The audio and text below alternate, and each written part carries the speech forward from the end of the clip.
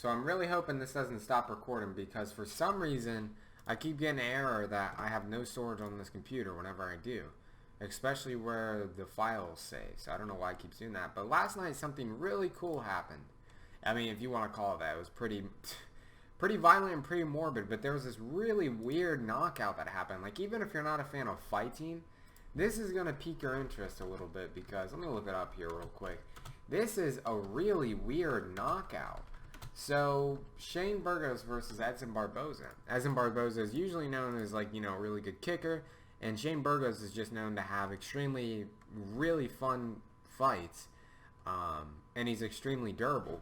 So watch how weird with this is. This is like a delayed reaction from getting knocked out. I haven't really looked up any science behind it or anything. I just watched it live last night at UFC 262. And this happened. And I was like, what in the hell? Let me boot it up here. And it's just the craziest thing. You know, I've watched every single event for like the past 5 years, and I've never seen something like this. And I don't even think anything has ever happened like this. Maybe it's happened to an effect where somebody gets hit and you know, they're dancing around, you know, about to throw shots, you know, trying to recover, and then they start to go out, and then they may get hit like one more time, and it's just been covered up like that. But watch this real quick. So dancing around, bam, gets hit with a nice right hook, and literally is out though, like is out. Well, you're not able to tell because it's kind of grainy and you can't use like the exact UFC footage. But he's like legitimately out. Like he's looking the opposite direction, not looking at him. And as soon as he gets to the ground, before he even gets hit, he's like, his legs are spazzing out and whatnot. And he's doing like weird kicks like you would see someone who got knocked out unconscious would do. Let's slow-mo this a little bit. I thought this was nuts and I was like, dude, I have to talk about this. Let's go to half speed. So dancing around here, bam, gets hit with the right hook over the top. Dancing, look at this, recovering, and then bam, knees start to buckle late. Starts falling back, bam. And then afterwards his leg starts fucking twitching and whatnot. But you can't really see it because the film is really grainy, which makes sense. But on the actual UFC footage, you could see where, like, you know, he was dancing around with his hands in front of his face with a high guard, and then he just starts to fall back, and as soon as he hits the mat, he's just like looking off into the distance because he's quite literally unconscious. That's the craziest thing. The only thing I can relate this to is a fight between man, I can't remember his name. He's some hillbilly in the 125-pound division. I gotta look up the roster real quick. Let me see if I can boot this back up. Man, this guy fought Demetrius Jones in UFC 125. Okay, it's shitting itself. Roster.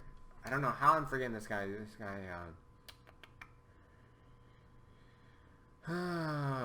he's none of these. Let's find this. Unless he went up to 135, but I don't think he did. Tim Elliott, here we go. Let's find one of his most recent fights. I'm pretty sure he lost, or he may have even got a submission. Unanimous blocker. It wasn't that one. Ryan Benoit. This is 2020. I think it was this fight. Brandon Royval. Let's try to find that because there's a point where it's not the same thing necessarily, but there's a point where he got knocked out and he's on his feet. And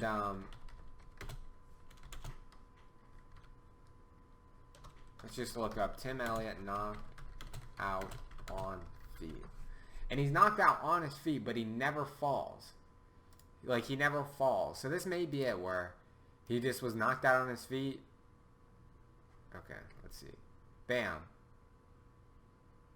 Really out cold. Literally stiffens up on his feet.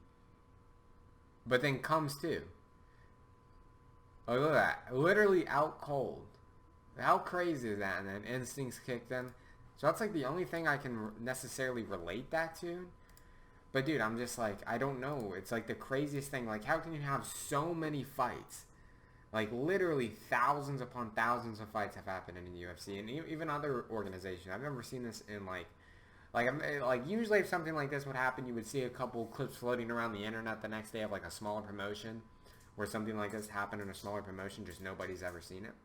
But no, it just seems like this is, like, almost a first. Like, I'm sure maybe it's happened in the gym or a smaller promotion. I just haven't seen it. But this is like basically a fucking first. It's like, how could a promotion put on thousands of fights And this combination has never happened. Because, like, if someone didn't break their leg like Chris Weidman and Anderson Silva, that's understandable. But there's so many people have been knocked out by right hooks from the orthodox stance. It would make sense that that would happen to somebody. Like, their brain would shut down like that. I don't necessarily know the science behind it, really. But you would think the combinations of events that had led up to this have led up to an event like that before, and the same thing would happen, but it never have. It never has, rather.